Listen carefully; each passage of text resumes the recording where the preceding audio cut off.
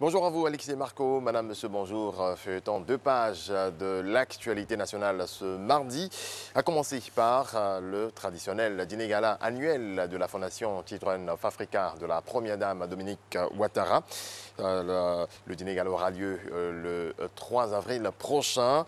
La Fondation veut mobiliser 4 milliards de francs CFA pour financer le projet de rénovation et d'extension de la case des enfants au plateau. On fait le point avec Mama Traoré.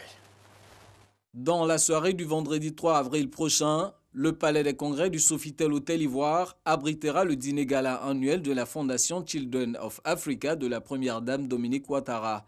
Comme à l'accoutumée, c'est une soirée qui s'annonce riche en son et en lumière. L'écran commence depuis la scène jusqu'à plus de la moitié de la salle.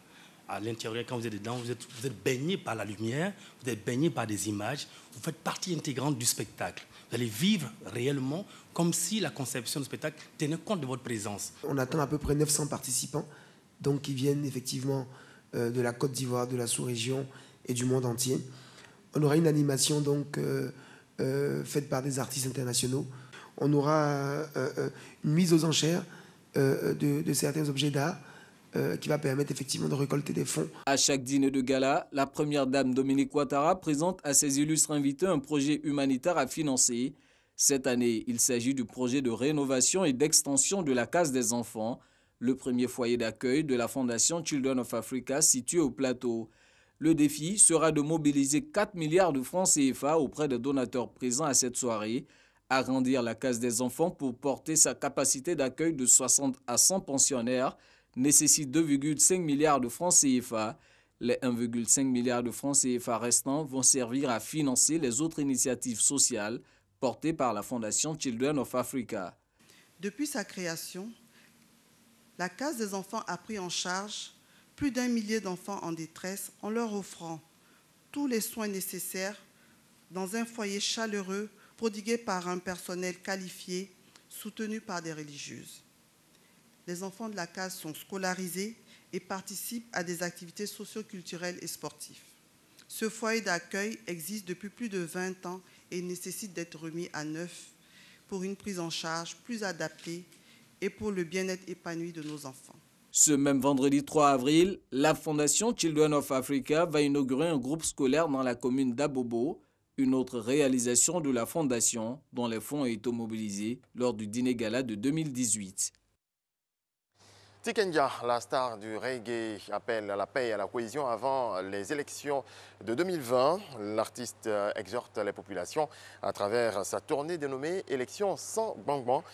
Après Daloa, vendredi, Tikenja était à Dieukwé, Isayo. Dieukwé, capitale de la région du Guémon, parade dans les rues et les lieux publics. C'est ce que fait la star du reggae ivoirien, Tikenja Fakoly, pour confirmer sa présence dans la ville. À pied, à moto, la population prend rendez-vous avec son idole pour le grand show. 23h32, Tikenja fait son entrée au lycée moderne, lieu du spectacle. Juste un temps de concentration et les décibels tonnent.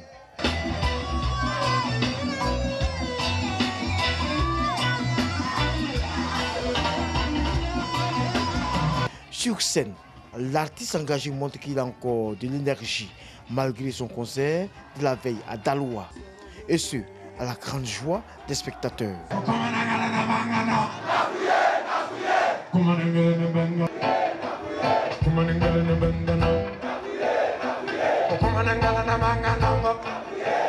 Moment idéal pour le natif de Gbeleban de passer des messages de paix et de cohésion. Car toute la Côte d'Ivoire a connu des moments difficiles lors de la crise post-électorale 2010-2011. Nous sommes venus vous parler de paix, d'unité, parce que sans l'unité, nous ne gagnerons aucun combat.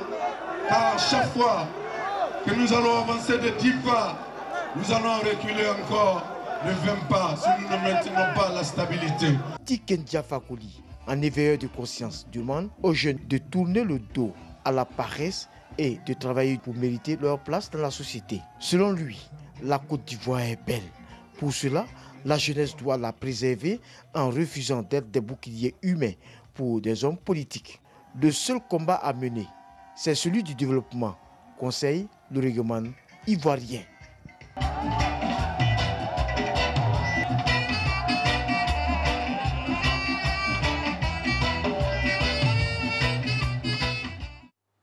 Voilà, merci de votre attention. Nous reviendrons à 6h30 pour développer l'actualité africaine.